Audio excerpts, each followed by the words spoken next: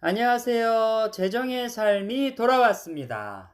재정의 자유를 꿈꾸며 성경적 재정관을 만들어가는 재정의 삶. 오늘 여섯 번째 시간이네 벌써. 와우, 여섯 번째 시간이 돌아왔습니다. 와, 박수!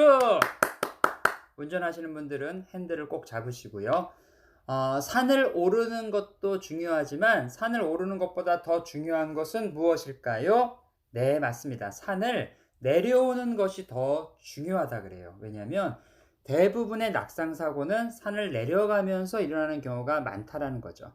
자, 지금까지 재정의 삶 오디오북 잘 여러분들 팔로우 해 주셨죠? 이제 산에 좀 올라가셨다면 이제 안전하게 좀 내려가는 그러한 시간이 되기를 소원합니다.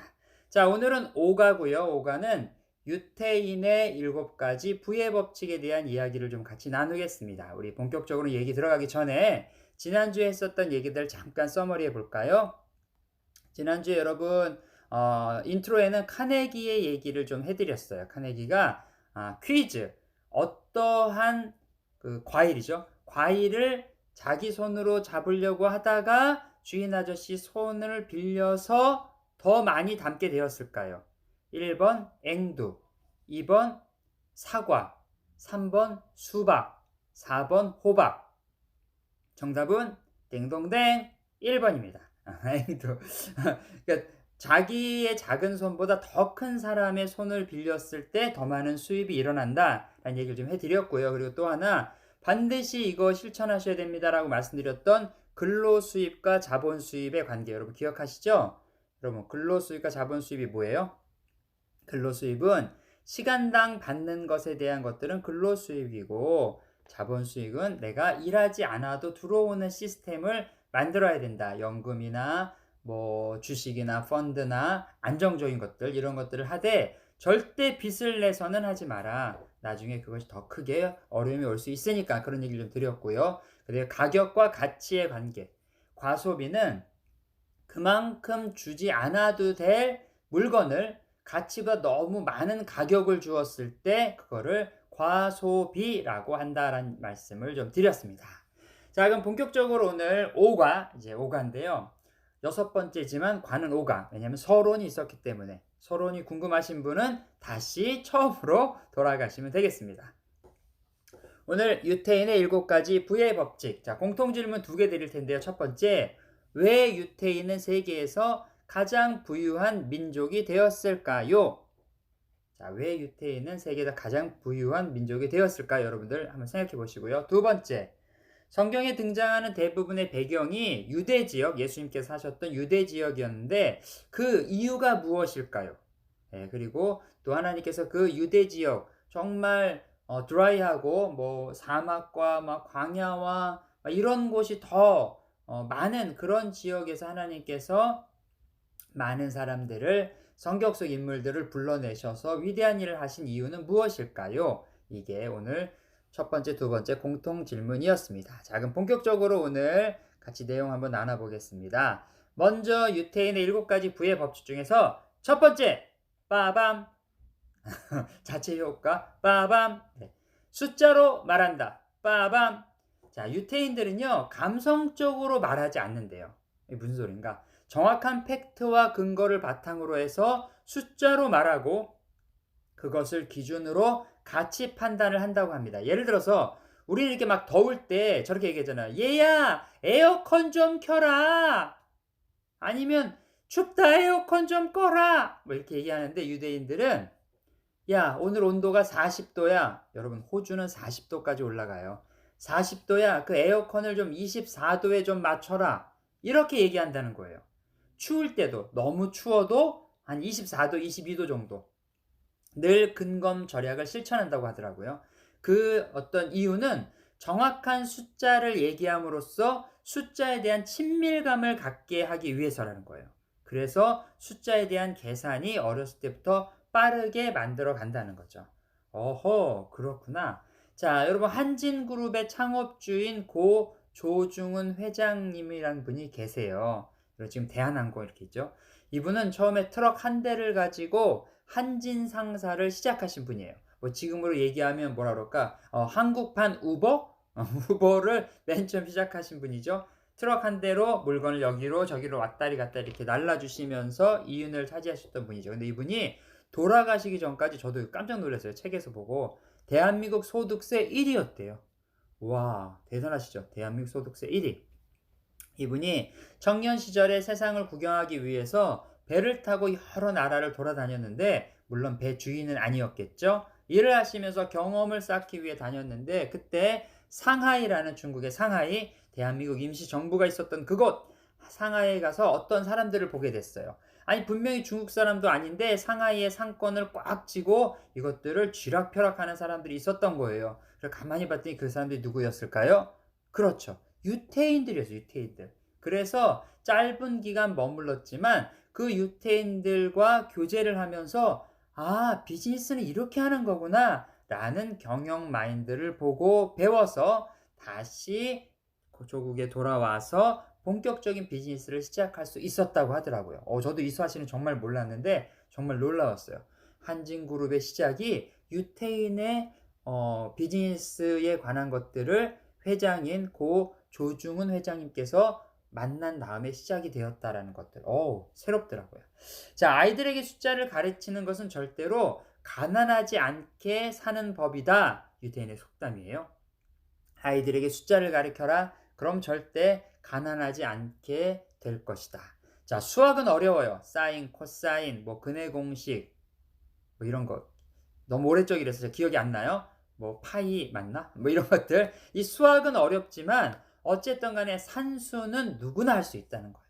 여러분들 이렇게 숫자만 보면 머리에 막 쥐가 나고 막 온몸에 전율이 오고 막 갑자기 막 피곤하신 분들 계시잖아요. 연습하셔야 돼, 근데.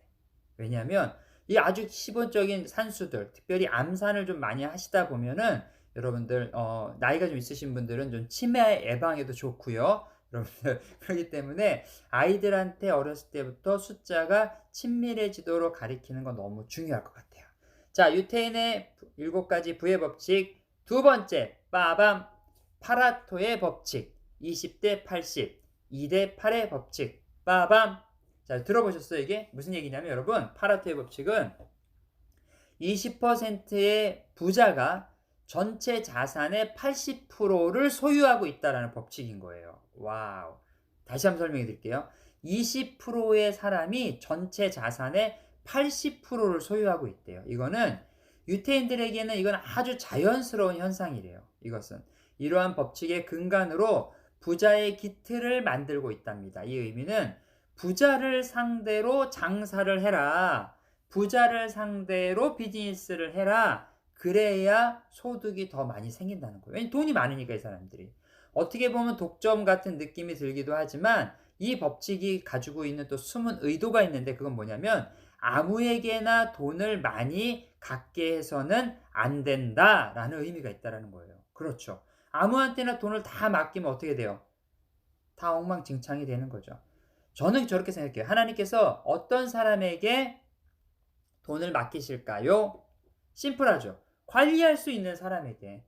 창세기에 말씀하신 것처럼 이 돈을 잘 관리할 수 있는 사람에게, 하나님 왜 저는 이렇게 돈이 없어요? 라고 컴플레인 하기 전에, 불평불만하기 전에 먼저 하나님, 제가 이것을 잘 관리할 은혜를, 능력을 주십시오 라고 여러분들 이렇게 기도해 보는 것도 어떨까요? 생각이 드네요. 자, 어떻게 보면 독적 같은 생각이 들지만, 다시 말씀드리지만 아무에게나 돈을 맡기면 안 된다라는 걸 얘기한다는 거죠. 주변에 돌아보면 나눌 수 있는 마음이 있는 사람에게 관리할 능력도 줘야 한다라는 의미를 가지고 있대요. 그러니까 어떤 사람에게 맡겨서 이 사람이 관리도 하지만 또 이 사람이 주변의 사람들을 보고 섬길 수 있는 그 사람에게 하나님께서 맡긴다는 거죠. 그래서 자신은 20%에 들어갈 수 있도록 노력을 하고, 그렇게 된다면 80%의 자산을 가지고 더 많은 일을 하고 더 많이 나눌 수 있다라는 믿음을 가지고 산다고 합니다. 이게 뭐라고요? 파레토의 법칙이었습니다. 자, 세 번째, 빠밤. 다양한 지식에 대한 공부를 해라. 빠밤.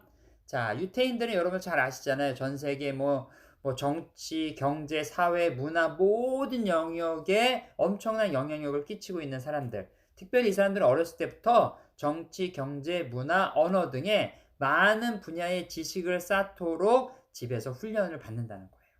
왜 그럴까요? 사고의 폭이 확장되는 거예요. 여러 가지 지식을 바탕으로 정확한 판단을 내릴 수 있으며 이를 통해서 진정한 자본과 나에게 맡겨주신 하나님의 이런 놀라운 부를 자본을 어떻게 써야 할 것인가를 깊이 있게 깨닫는 거예요. 어떤 것이든지 깊이 파기를 원한다면 여러분 반드시 어떻게 돼요? 넓게 파야 돼요. 집 짓는 거 왔다 갔다 보시면 여러분 아시죠? 집들 크게 높이 쌓으려고 하면 그만큼 어떻게 깊게 넓게 튼튼하게 파야 되는 거죠. 튼튼하게. 넓게 파지 않고 계속 어떤 사람이 그렇잖아요. 깊게만 파는 사람 결국 어떻게 됩니까? 무너지는 거예요. 제가 봤을 때 가장 위험한 사람이 누구냐? 성경책만 보는 사람이에요. 칼 바르트라는 유명한 신학자가 있는데 그 사람이 이렇게 얘기했어요. 한 손에 성경을, 한 손에는 신문을. 그래서 시대적으로 하나님 말씀하시는 게 무엇인지를 깨닫고 알아야 된다는 거죠. 이게 유태인들의 부의 법칙에도 적용이 된다는 거예요. 그렇기 때문에 여러분 여러 분야에 폭넓게 지식을 갖는 것이 너무너무 중요해요. 너무너무 중요해요. 아침에 일어나서 뉴스 보세요. 아니 호주 뉴스는 너무 어려워요. 그림이라도 보세요. 예, 아니면 또 이렇게 요즘은 한국말로 이렇게 뭐 해주시는 것도 있더라고요. 보니까 유튜브 같은 채널에. 어쨌든 간에 한국 뉴스도 마찬가지고요. 관심 있는 걸 보는 거는 누구나 다 하니까 관심이 없어도 지나가는 흐름들을 다 같이 본다는 거죠.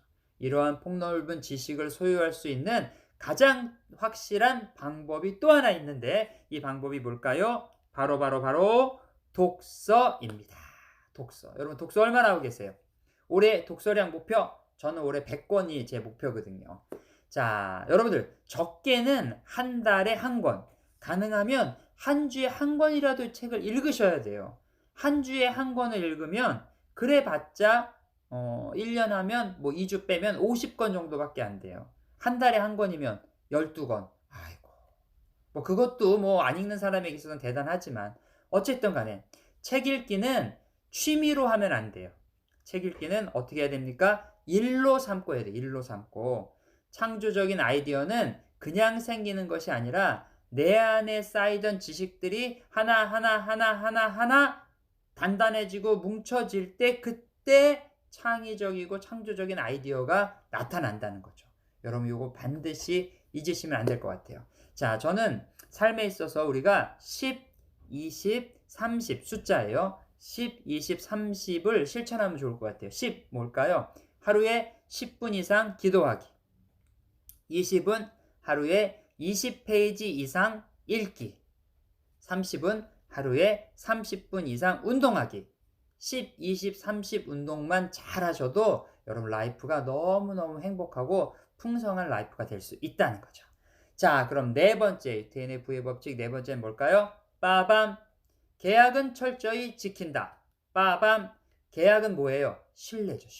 신뢰. 너무 중요해요. 자신이 한 말은 반드시 지키는 거예요. 자신이 손해를 보더라도 약속을 지키라고 가르칩니다. 유태인들은 자신이 한 말이 반드시 지키기 위해서 노력을 합니다. 혹시 자신의 주변에 약속을 쉽게 어기는 사람이 있다면 그 사람을 멀리하라고 자녀들한테 가르친대요. 가끔 그럴 때가 있더라고요. 어떤 분이 너무 급해요, 뭐해요 해가지고 좀 만나주셨으면 좋겠어요. 그래서 뭐 대단한 사람도 아니지만 뭐 이렇게 만나기를 원해서 그렇게 합시다 하고 하면 갑자기 연락 와서 죄송해요. 제가 지금 일이 있어서 다음에 뵙죠. 아니 내가 만나자고 한 것도 아니면서 자기가 만나자고 하고 그렇게 약속을 깨는 사람들이 있다니까요. 자, 여러분 이런 사람 멀리 하셔야 돼요. 어쨌든 어떤 사람이든 약속을 깨는 사람은 언제나 쉽게 배신할 수 있는 사람이라는 생각을 하라는 거예요. 우리가 약속을 할 때는 그 약속의 당사자가 나와 다른 사람뿐만 아니라 그 사이에 한 분이 더 있음을 여러분들 명심하셔야 돼요. 누굴까요? 바로 하나님이세요. 하나님이 우리의 약속에 늘 함께하기 때문에 약속을 함부로 하는 것도 옳지 않고요. 약속을 했다면 그 약속을 반드시 지켜야 한다는 거예요. 그러니까 예를 들어 저런 거예요. 어떤 사람에게 물건을 파는데 이게 10불이에요 라고 얘기를 한 거예요. 왜냐하면 내가 예를 들어서 원가를 뭐 7불, 8불이라고 생각을 했던 거죠. 그런데 알고 봤더니 원가가 12불이네. 어머나 잘못 얘기했잖아요. 여러분 이럴 때 어떻게 하셔야 되겠어요? 죄송해요. 제가 원가가 12불인데 모르고 10불이라고 얘기했는데 죄송합니다. 12불 주세요. 그러면 그 사람이 정말 필요하면 아, 네, 뭐 어쩔 수 없죠 하고 12불 주겠죠? 그런데 다음에 또 올까요? 절대로 오지 않아요. 절대로 오지 않아요. 그럼 어떻게 해야 돼요? 내가 2불을 미치더라도 아, 이거 제가 10불에 드리기로 했으니까 이번에 10불에 드릴게요. 라고 한다면 정말 약속을 지키는 사람이구나 라고 거래가 끊임없이 되어진다는 거죠. 여러분, 계약을 철저히 지킨다. 네 번째였고요. 자, 다음엔 다섯 번째. 빠밤. 시간을 훔치지 말라. 빠밤. 시간은 곧 돈이라고 생각합니다. 절대로 시간을 헛되이 보내지 말라고 얘기를 해요. 유태인들은 자신의 시간만큼 타인의 시간도 아주 소중하게 생각한다는 거예요. 내 시간만 중요한 게 아니에요. 다른 사람의 시간도 중요한 거죠. 그래서 타인의 시간을 뺏는 행위는 절대로 하지 말라고 가르치며 그렇게 생활을 실천한다 그래요. 효율적인 시간 관리를 통해서 비즈니스를 관리하는데요. 우리가 잘 알고 있는 예약 문화 있잖아요. 우리가 어디 어포인트먼트 하거나 또 이렇게 그 자리 같은 거 부킹하거나 이렇게 할 때 나이트클럽 부킹 생각하시면 안 돼요, 여러분들. 이거 그 다른 거예요, 이건. 이렇게 예약하는 이런 모든 문화들이 여기서 시작되었다는 거예요. 할 일이 없다면서 빈둥거리는 것만큼 어리석은 일이 없어요. 저는 개인적으로 심심한 게 잘 몰라요.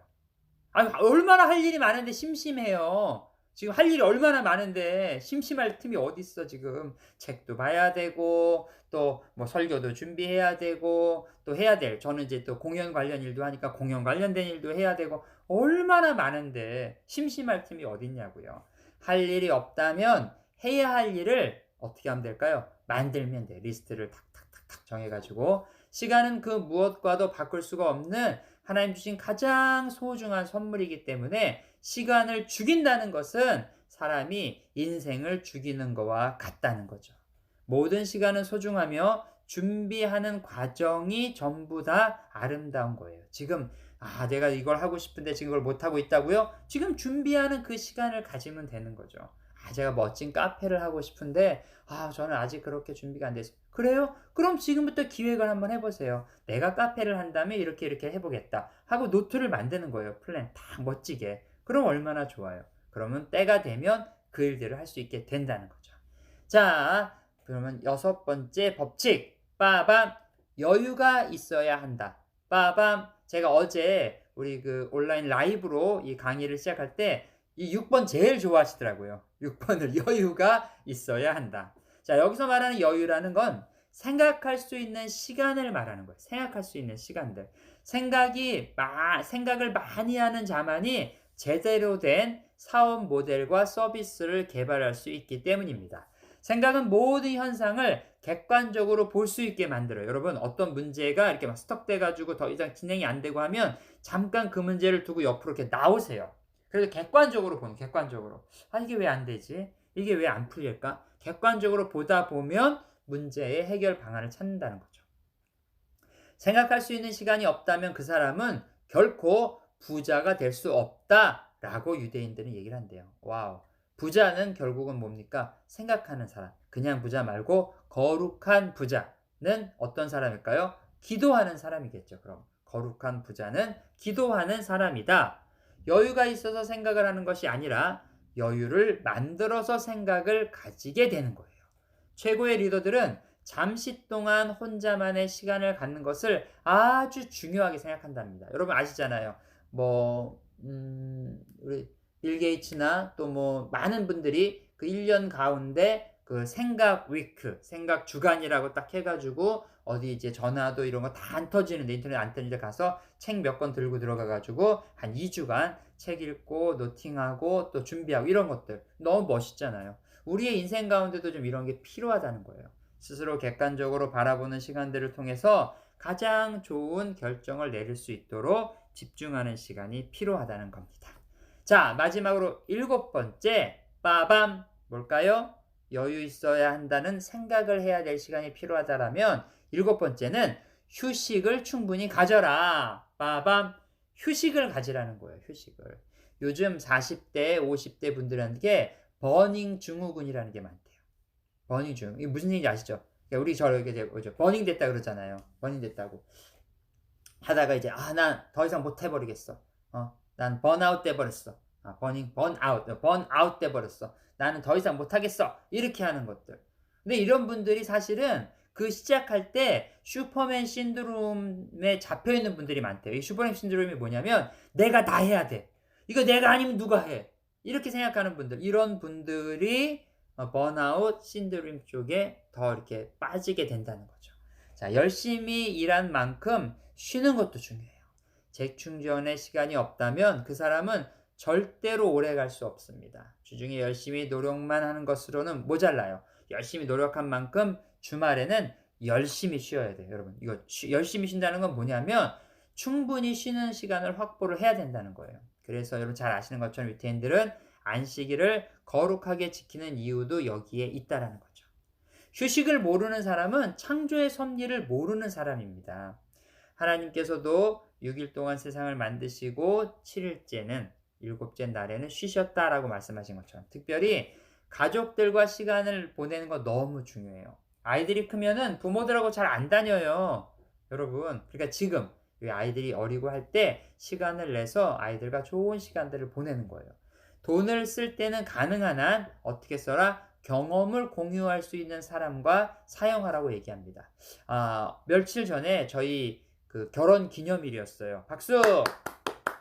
23번째 23주년 결혼 기념일이었는데 저희는 결혼 기념일에 이 아이들하고 항상 꼭 하는 게 있어요. 뭐냐면 뭐 영화를 본다든지 아니면 뭐 이렇게 뮤지컬을 보러 간다든지 해서 그 경험들을 같이 공유하는데 이번에는 또 호주에 그 영화 미나리가 들어왔잖아요. 보고서 저희 아이들도 너무 재밌게 잘 보는 거예요. 웃으면서. 그래가지고 저도 되게 감동적이었어요.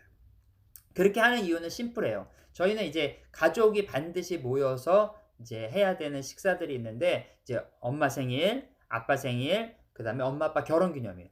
뭐 요 3일. 나중에 아이들이 커서 이제 각자 분가를 하고 각자의 가족들을 만나서 살더라도 요 날만큼은 지키는 같이 모일 수 있는 너무 멀리 떨어지면 어쩔 수 없겠지만 그런 어떤 문화를 만든다는 거죠. 그래서 휴식을 통해서 충분히 가족 간에 공유할 수 있는 문화를 만들어라. 그래서 여행도 좋고요. 그렇게 할 수 있다는 거죠. 목사님 저희는요 먹고 살기 너무 힘들어가지고요. 어떻게 여행 갈 돈이 없네요. 라고 말씀하신다면 매주 예를 들어서 하루에 5불씩 10불씩만 저축을 해도 여러분 어때요?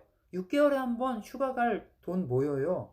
예, 이게 기획 지출. 우리 이제 가족 패밀리 트립 우리 가족들 여행 자금을 모으겠습니다 하고 하루에 5불 10불씩만 해도 여러분 그거 충분히 가능하다는 거죠. 자, 7가지 여러분들 법칙 다시 한번 여러분들 좀 기억하시면 좋겠어요. 제가 다시 한번 해드릴게요. 유태인의 7가지 부의 법칙 1번 숫자로 말한다. 2번 파레토의 법칙 20대 80의 법칙 3번 다양한 지식에 대한 공부를 한다. 4번 계약은 철저히 지킨다. 5번 시간을 훔치지 마라. 6번 여유가 있어야 한다. 생각하는 시간을 반드시 가져라. 7번 충분한 휴식을 가져라. 특별히 가족과 공유할 수 있는 시간을 가져라. 같이 나눠드렸습니다. 자, 그리고 또 마지막으로 하나만 더 제가 좀 나눠드릴게요. 이거는 뭐냐면 메르츠 자산운용 대표이신 존니 대표의 저서인 부자 되는 습관에서 발췌해온 내용이에요. 부자처럼 살지 말고 부자로 살아라. 사람들은 대부분 부자처럼 행동을 한대요. 하지만 진짜 부자는 되지 못한다는 거죠. 왜냐? 흉내만 낼 뿐 진짜 부자가 될 준비를 안 한다는 거예요. 그러면 진짜 부자가 되어야 하는데 어떻게 되느냐? 이거죠. 진짜와 부자는 결국 차이가 납니다. 왜냐? 여러분 진짜 금과 가짜 금 어떻게 돼요? 시간이 지나면 색깔이 변하고 차이가 나는 거랑 똑같다는 거죠. 어떤 사람은 눈에 보이는 비싸고 좋은 것들을 구입하면서 내면을 위해서는 아무것도 투자하지 않는다고 하더라고요. 부자처럼 보이려고 분에 넘치는 자동차나 액세서리 같은 걸 열심히 구입해요. 여러분 이제 제가 이거 어디서 본 글인데 명품관에서 일하시는 분들 가운데 카드빚에 허덕이는 분들이 많대요. 와우. 누가? 직원들. 왜냐? 직원들이 직원 혜택입니다 하고 하면 무분별하게 구입하는 사람들이 너무 많다는 거예요. 왠지 되게 싼 것 같이. 자신의 수입을 반드시 고려해 주셔야죠. 진짜 부자는 젊은 시절에 평가되는 게 아니에요. 인생의 황혼을 맞이할 때 진정한 평가가 이루어진다는 겁니다. 어떤 사람은 부자와 같은 마음으로 산다고 되게 자랑을 할 때도 있어요. 근데 부자와 같은 마음만 갖는 게 아니라 진짜 부자가 되면 너무나 좋겠죠. 내면의 부자가 진짜 부자라는 사실을 여러분들 잊으면 안 될 것 같아요. 무슨 얘기냐? 진정한 부자는 행복을 모으는 사람이래요. 진정한 부자는. 내면의 부자가 진정한 부자인데 이런 부자가 실질적인 부자가 되기 위해서는 행복을 모을 줄 알아야 되는 거죠. 오늘 매일매일을 감사하며 맡겨진 일들을 성실히 감당하는 그 사람, 편안하게 살기보다는 평안하게 살기를 원하는 사람, 행운의 네잎 크로바를 찾는다고 행복의 세잎 크로바를 짓밟는 이러한 사람이 돼서는 안 된다는 거죠. 여러분 명심하셨으면 좋겠어요.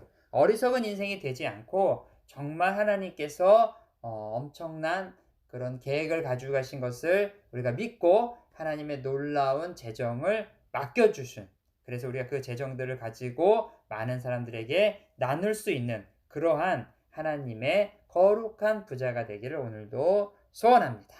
자, 마무리하겠습니다. 오늘 같이 들은 얘기 중에서, 같이 나눈 얘기 중에서 여러분 가장 기억에 남는 것은 무엇일까요?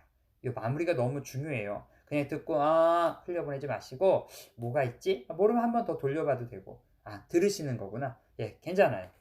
가장 기억에 남는 건 뭘까요? 자, 두 번째, 결단의 기도문 작성. 오늘부터 나는 뭐뭐뭐뭐를 하겠다. 예를 들어서 유태인의 7가지 법칙 중에서, 부의 법칙 중에서 나는 뭐를 하겠다. 휴식을 하겠다. 생각 주간을 갖겠다. 이렇게 한번 결단을 해보는 거죠. 또 하나, 한 주간 여러분 적용하는 위클리 액션 플랜도 있어요. 자, 이번 한 주간 뭘 하면 좋을지, 이걸 좀 해봐야겠다. 내가 부자처럼 그냥 이렇게 보이는 것에만 너무 신경 썼다면 내면의 부자가 되기 위해서 노력을 해야겠다. 특별히 내가 조금 더 책을 좀 읽어야겠다. 이번 한 주간 읽다 말아서 그냥 책꽂이에 꽂아놓은 책 다시 꺼내서 끝까지 한번 읽어봐야겠다. 어떤 이러한 결단을 하는 또 한 주가 되었으면 좋겠습니다. 여러분들 오늘 재정의 삶 여기서 마치고요. 다음 주에는 여러분 되게 궁금해 하시는 분들, 제가 재정의 삶을 한다 그랬더니 어떤 분들이 저런 얘기를 하시더라고요. 목사님 또 무슨 헌금 내라는 얘기 하는 거 아니야? 지금까지 한 번도 그런 얘기 없었어요, 여러분. 자, 근데 반드시 빼먹지 말아야 될 부분이기 때문에 다음 주에는 믿음이 있어서 드리는 걸까요? 아니면 드려보니 믿음이 생기는 걸까요? 라는 제목을 가지고 함께 나눠보도록 하겠습니다. 자, 여러분들 오늘도 오디오북 들으시느라고 수고 너무너무 많으셨고요. 재정의 자유를 꿈꾸며 성경적 재정관을 갖기를 소원하면서 오늘 여기서 물러가겠습니다. 저는 기쁨 있는 메시지 교회 임기호 목사입니다. 감사합니다.